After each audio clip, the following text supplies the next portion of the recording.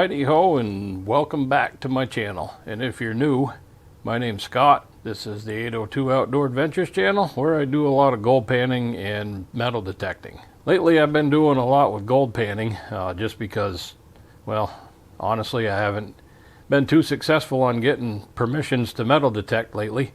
Hopefully that'll change this year. I've been scouring the internet trying to find new and innovative products in the gold panning world to bring to you in hopes that it will help you and me clean up your gold or get more gold or just make it easier. The older I get, the more I find that the more equipment I have, the easier everything is. Normally I search the web, different websites, trying to find products that are at least new to me. And this time a nice fella named Johan reached out to me and he said, "Hey, I've got a product that you might be interested in." And I said, "Yeah?" And he's like, "Yeah." He says, "And you can even borrow mine." And I'm like, "Yeah?" And he's like, "Yeah." Then he's like, "And I'll even bring it to you so you can test it out." And I'm like, "Oh yeah, winner chicken dinner. I'll take you up on that." So he did. He brought it down to me.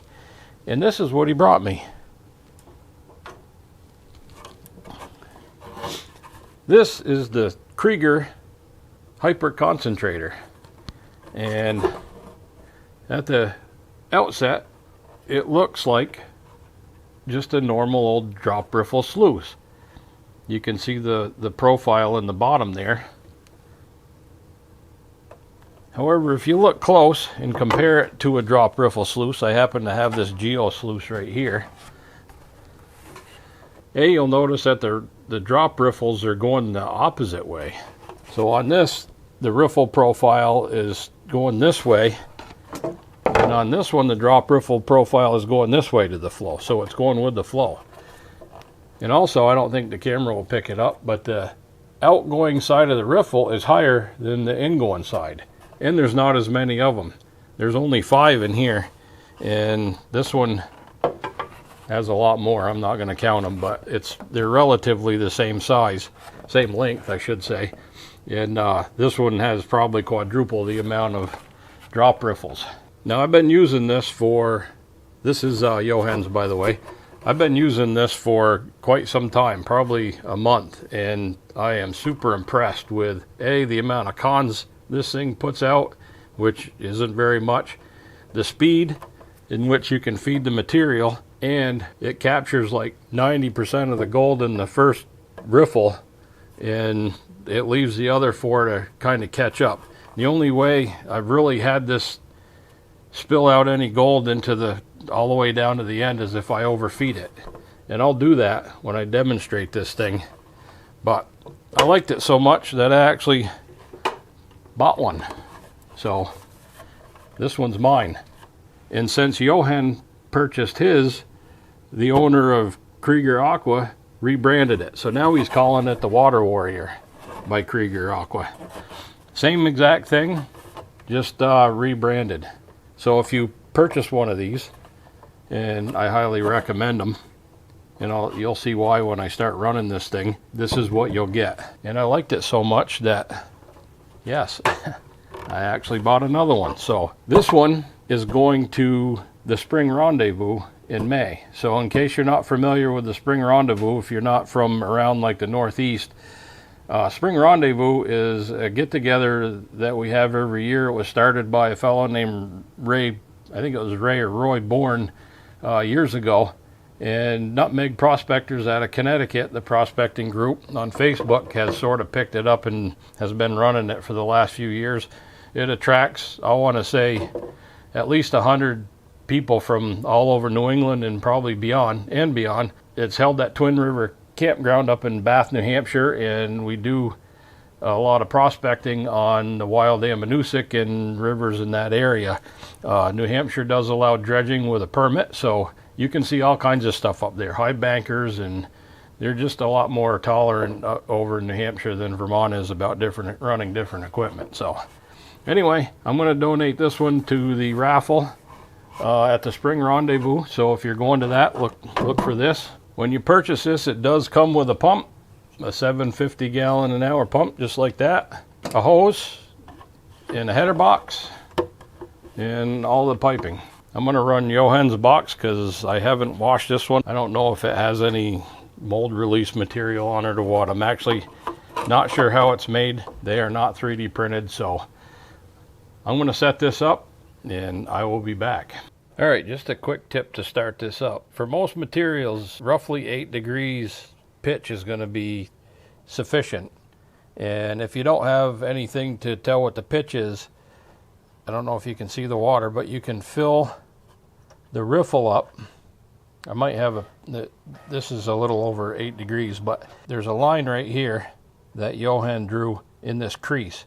As this slope comes down, there's a little crease right there. I took a little water and I filled up that second riffle until it started to overflow here, and the water's backed up to that first crease. So I know I'm pretty close. Doesn't have to be perfect. You may have to adjust the pitch a little bit depending on your material, and we'll get into that farther into the video. But to start off, right, 8 degrees, this is roughly a really good pitch for this. I've had really good luck running it at this pitch, but that's a quick way to tell how much pitch you need. To set my initial water flow,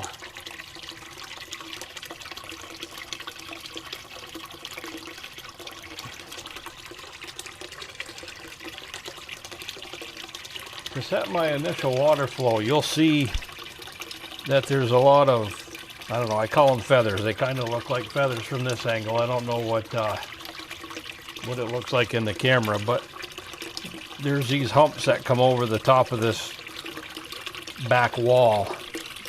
And right in here, I'd say that would be about a ½ an inch down. It starts to smooth out. And that's right about where I like to run it. Now I can slow it down a little bit and make those humps a little smaller, and maybe that's where we'll start for right now. So this does take ½ inch classified material. I've got a bunch of material that's already classified at a quarter inch minus, so that's what we're going to use, but it will take a ½ inch minus. All right, let's drizzle a little material in there.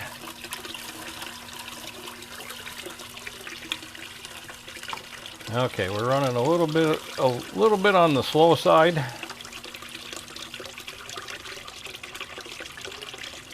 I'm going to run it back up to where it starts clearing the material. There we go. I fed that a little fast, but you could see how the material built up. Let me tip the camera up just a little bit more. So the nice thing about the taller wall on the back side is if you overfeed it, we'll just dump a bunch in. See how it backs up? And now it's gently feeding the material down through. So it doesn't allow any of these riffles down through here, there's a piece of gold that got there, to overfeed. So you can almost not overfeed this thing. But you can see how quickly it processes out the material.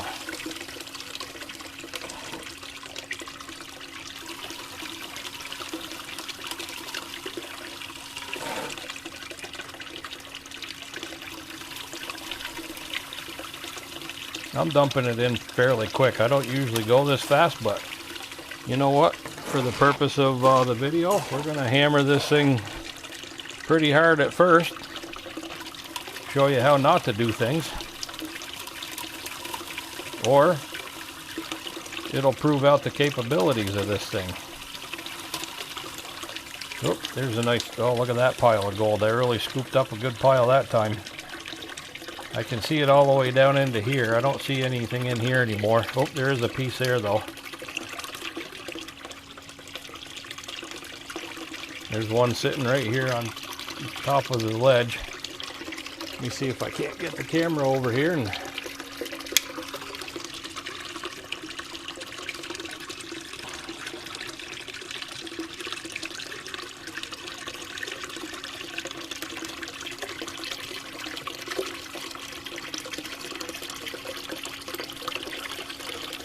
have a hard time holding this thing straight. There, 1, 2, 3, 4, 5.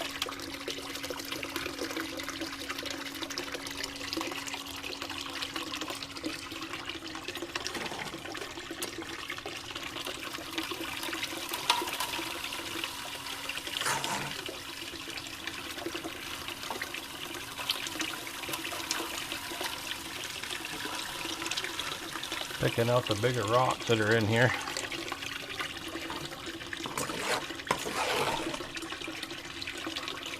There's a lot of black sand in this material.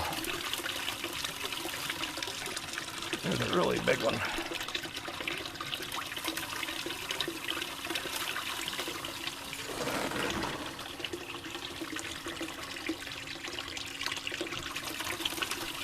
I use this material a lot to test equipment because oh, there you go. There's a big old overfeed. I use this material a lot for testing equipment because it is fairly true to what I bring home for concentrates. Barring the physical size of 1/4 inch, usually it's a little less just because of the sluice box usually gets rid of this stuff. But I did mix in a little bit of material that I had here just to see what it would do with the 1/4 inch size. And it seems to put it out pretty well. So this pan was half full and it's almost gone. So you can see how quick this thing processes out material. So what I'm going to do is I'm going to set this aside for now. And I'm going to let this run for a minute. And then what we're going to do is we're going to get 5 pans. Do I have 5 pans? 5 pans, and we're going to clean out these riffles one at a time. And then we're going to pan down what's left, and that'll give you a feel for how much material this thing hangs on to and how far the gold made it down. And then I may rerun this material that's in the catch bucket in here to see if it catches any more. And then probably I'll end up panning it out at the end just to make sure that there isn't anything else in there. So when I'm not overfeeding this thing has a really high capture rate. Almost nothing in there. I'm not going to say it's 100% because there's always the human factor to running these things. Tip it up nice and easy and we'll drain this off. None of this stuff is glued. It comes that way and I left it that way because it makes it a lot easier to separate it. And it actually doesn't leak. Once you press everything in good and tight, those fittings usually don't leak. Okay, so we'll carefully take this and clean out the first, or the last I should say. All right, nice and clean. Just so you're seeing that I'm not doing any hoodoo voodoo. And that's all the material that's in there.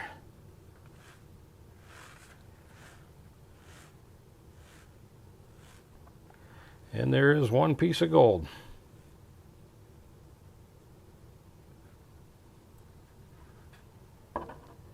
Right there.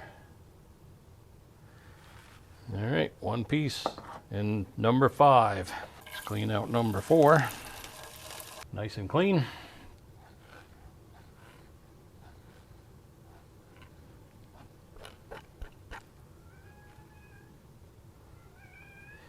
There's 1, 2, 3, 4, 5, 6, 7, 8.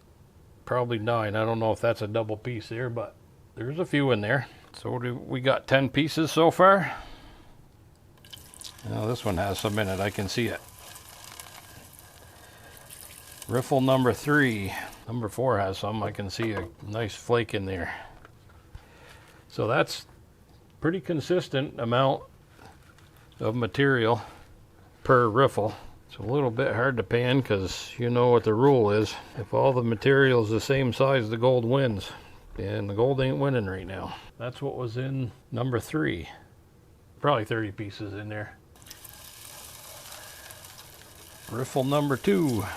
Oops, nothing in the sluice except for the first riffle. Yeah, there's some gold in that one. That's good though. That's where we want to see it. It was up higher. All right, that's about all we're gonna do with that. You can see it all in there. And riffle number 1. I don't know if you can hear the cat over there, but she's got her favorite ball she's playing with, and she likes to talk to it. And there is riffle number 1, where most of the gold is, including a nice nuggie. I'll get set back up to run the tailings out of the bucket in there. All right, well, I rerun this material. I think I said this in the last clip, or one of the initial. I think one of the secrets to this thing, when you download the directions you get online are actually pretty good, because they have pictures, and I like pictures. Look at that, very little words, but pictures. So it shows you the correct flow rate based on the, he says it's an air bubble, and that's what it may be, or feather. Almost looks like an airplane wing too. What a healthy riffle looks like, opposed to overfeeding, and what an unhealthy riffle looks like. But you will get this on, if you're overfeeding it like I just did, you'll get this on the first riffle. You shouldn't have that on the rest of them. And then he's got pictures sort of demonstrating what everything should look like. This is a healthy, what he calls a healthy operating sluice. That's not perfect. That one's got way too much water flow, and this one is severely overloaded with not enough water flow. So as far as ease of use goes, this thing gets like an A+ in my book, because I was able to set this up, get the angle roughed into the 8 degrees, where I think the direction says that's where you want to start, between 7 and 10, so I picked 8, and I just started feeding it. Now we'll go a little bit slower this time. I am using, as usual, a speed control on a power supply, but he does provide a valve just off camera. This is the header box. This is actually a clever design too. There's a slot here and slots in there, and it just slides down in. And I don't know if you can see into that, but the water comes in the top and then is smoothed out to make that nice flow. But he does provide a valve to control your water. As I said before, it comes with a 750 gallon an hour pump. I did run this initially off of 500, and it does work fine with the 500. But since a 750 came with it, I switched it up to a 750 and just had to slow the speed down. Whoops, flicked out some dirt. Hopefully that didn't have any gold in it. Now there are videos online. The inventor John has posted videos online on how to set this up and how to run it. So if you want to reference those as well, learn how to run it off from the expert and not just me. I think on there he likes to feed it with his hand, and he puts a handful in at a time so he can distribute the dirt across more evenly. But I kind of like this scoop. I got this scoop in the kit with the gold box, so it's a good size. There goes that bigger rock again. And I can feed it in there good enough for me. We're already more than halfway through this material. Now one of the key features of this, other than the fact that the back wall is higher, is the fact that it backs that material up. And what it does is, I think, is it allows to establish a feed rate for the rest of the sluice, and it stratifies the material as the turbulence coming up over the back wall sort of stratifies the material. It gives it a minute, or not a minute, but less than a minute. It gives it a short period of time to actually settle the flow and separate the layers of the heavies to the lights. So every time it goes over it, it stirs it up, and then it reestablishes the pattern: heavies on bottom, lights on top. I don't know if I explained that very well.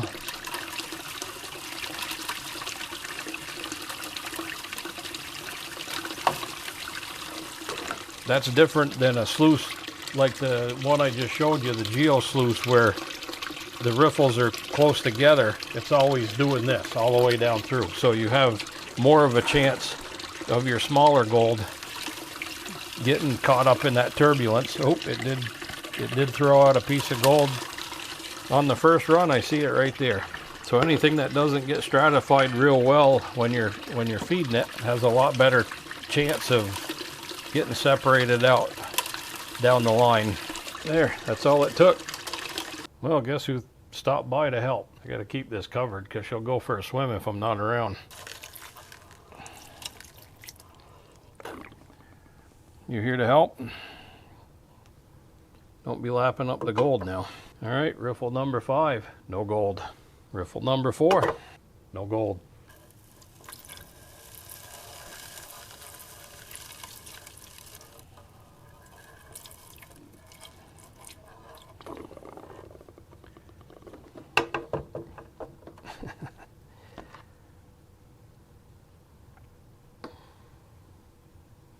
Riffle number 3, no gold. We're doing well. Riffle number 2, 1, 2, 3. Very, very small ones. So it did lose some, and I'm sure it lost it because of the way I fed it.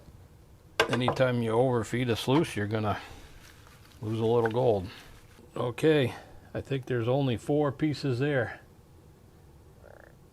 1, 2, 3, 4. I don't see any more. 7. We lost 7 pieces. I don't know about you, but I'd consider that a win knowing how much gold was actually in there. So, and I know I can do better. Why don't we set up? Oh, you know what we're gonna do next?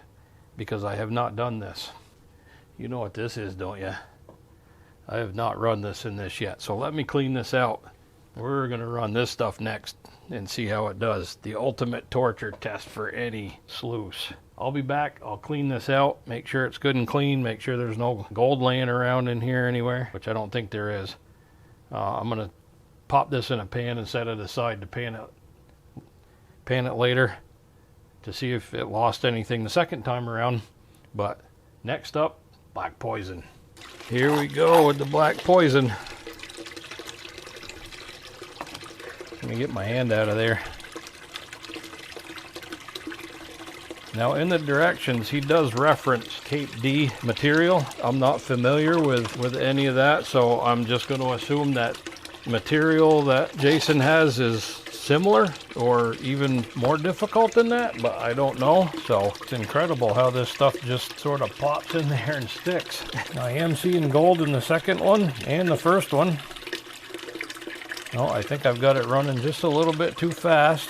It did say to run it flatter too, so you can see how the, sorry for the camera angle, kind of doing this backwards. So can you see how the edges are all blown out? I may have to make some adjustments here.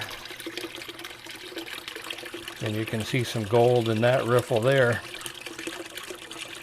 I don't see anything down there.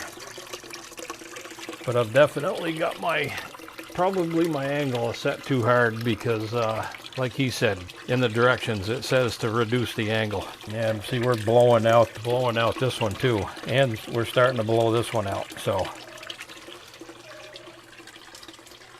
let me find something. Probably this is going to be too much of a reduction. Oh yeah. Well, I kind of wish now that I fiddled around with this a little bit, see what angle would work good. Well, that's not really working out well for me. Well, let's put a little bit in there and see what happens.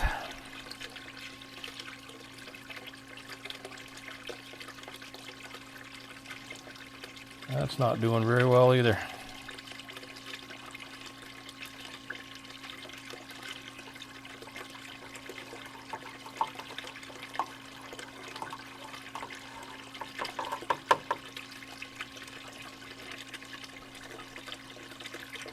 Doing a little better, I think. That's about a 6.5 degree angle as opposed to a little over 8 on the last one, so I'm not sure. I think it addresses Cape D settings in this.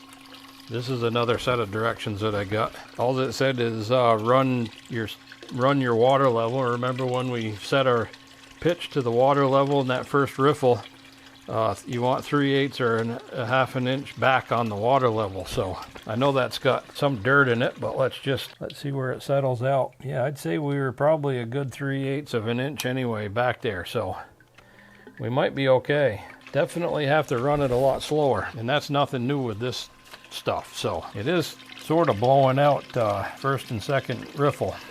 I'm not sure we're going to have to run this whole thing to tell the tale here, because I didn't have it set up right in the beginning, and it's probably blowing out some gold. So I think what we'll do is we'll let this run through, then we'll do the same thing we did with the pans, clean out one riffle at a time. We'll show you what trapped what where, and then we'll run this material that's in here again, and we'll run it with this flatter setting, and we'll run it slower with a little bit slower pump, so we're not blowing out this. I think that actually looks better. There's a lot of gold caught in there,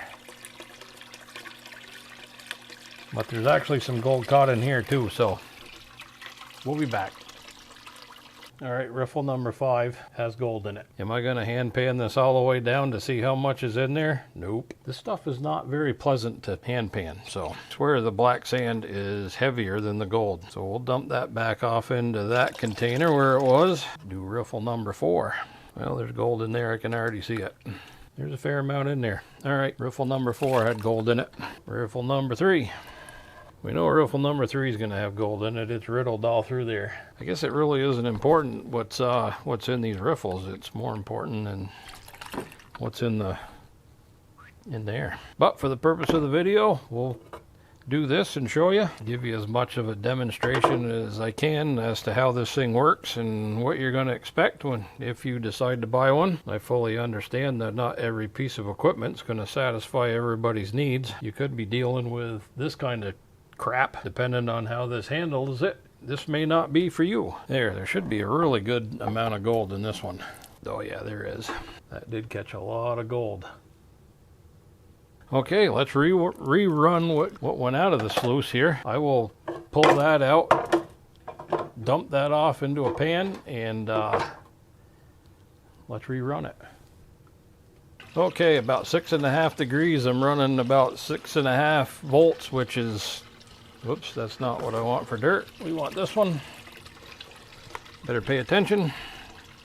So, like I was saying, 6.5 degrees. We're running about 6.5 volts. Let's put a little bit in there and see how it does. I don't want to be blowing this stuff out, but I do want it to be moving along, and it's not moving along very well down there. I don't know if it'll zoom or whatever, but there's 3 pieces in there. That was 5th riffle. 4th riffle, 2 pieces. This is rerun material, by the way. Number 3 had 1 piece, but it ended up down here, so I'm not going to repan it, but just trust me, wouldn't lie to you. Of course, it doesn't help these pans are new and I haven't seasoned the pans yet, but there's 1 piece right there that's going down through. There's a piece right there.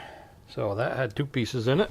And the first one, not the last one, did capture some gold in there. So there's 1, 2, 3, 4, 5, 6, 7. There's probably 15 pieces in there. Very, very, very, very small. So guess what? We're going to do this all again, but I'll spare you. I won't sit here and make you watch the whole process all over again. So this is all that was left out of running that, what, 3 times? I don't remember now. I'm going to have to go back and look at the video. But this took me like half an hour to hand pan, but there's no gold. So after rerunning the material a couple of times, it caught everything. Can it catch everything the first time? I don't know. I'm going to have to work with it some more with this stuff. I had a lot of practice with the other material, the stuff that I normally deal with. This is only the first couple of times that I've run this black poison from Flower Gold Wizard. So can I dial it in? Probably. I'm going to say more than likely it can get dialed in. So the one secret to running Cape D, or can't even speak to Cape D because I don't know what that is. But if it's close to this stuff, the secret will be slow and fine tuning this thing to find your groove. And I think it'll do well. I think it'll handle it. So I probably better wrap this video up because it's probably going to be over half an hour, and I apologize for that. I love testing this stuff, and a huge, huge shout out to Johan for reaching out to me and letting me borrow his. That certainly convinced me that I needed one. And like I said, this is going to be donated to the Spring Rendezvous in May. I think that's the weekend around the 14th, 16th, somewhere in there. If you're interested, just go on Facebook and look up the Nutmeg Prospectors Facebook group, and it's listed in events, and it'll give you the dates. Real quick, I put together what comes in the box. I didn't do an unboxing. I don't know. If you guys are into unboxings, let me know, because I can start doing them. I'm just not one of those. So, but what comes with it is the hose, the header box, and the piping and the valve and the pump. Final thoughts on the Water Warrior from Kriger. I like it. I think it runs material very quickly. It certainly hyper concentrates like it says it does. You don't get a whole bunch of cons at the end of it. It doesn't lose much gold, if any at all. I mean, when you've got this set up and running right, this thing catches the gold. Ease of use is top notch. To order one of these, you can go to the website, KreegerSluice.com, and reach out to him through the website. He's not selling them directly from the website, but if you go to the contact us part of the website, then you can get a hold of them that way. I think it pops up in email. So how much is this little beauty? The whole package is $150. You get the thing, the sluice, the hose, the pump, and the header box, and all the piping. No stand.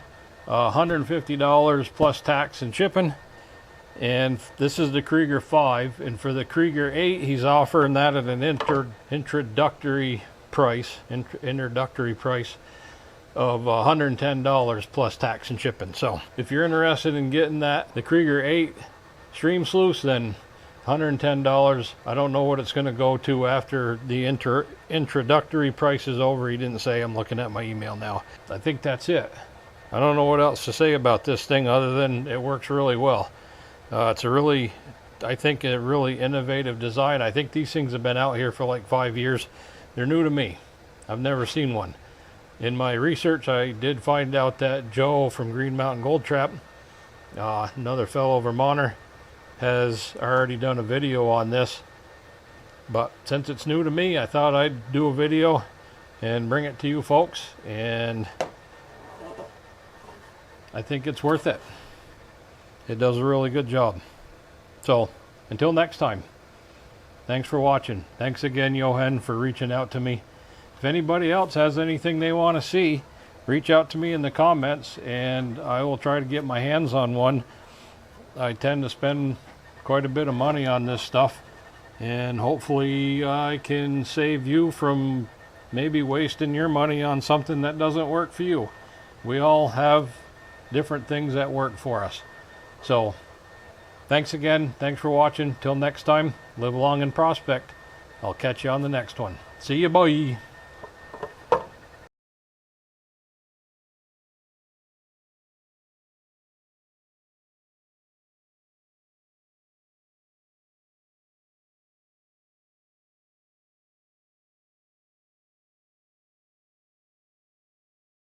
My email now. I think that's it. I don't know what else to say about this thing other than it works really well. It's I think a really innovative design. I think these things have been out here for like 5 years. They're new to me. I've never seen one. In my research, I did find out that Joe from Green Mountain Gold Trap, another fellow Vermonter, has already done a video on this. But since it's new to me, I thought I'd do a video and bring it to you folks. And I think it's worth it. It does a really good job. So until next time, thanks for watching. Thanks again, Johan, for reaching out to me. If anybody else has anything they want to see, reach out to me in the comments, and I will try to get my hands on one. I tend to spend quite a bit of money on this stuff, and hopefully I can save you from maybe wasting your money on something that doesn't work for you. We all have different things that work for us. So thanks again. Thanks for watching. Till next time, live long and prospect. I'll catch you on the next one. See you, bye.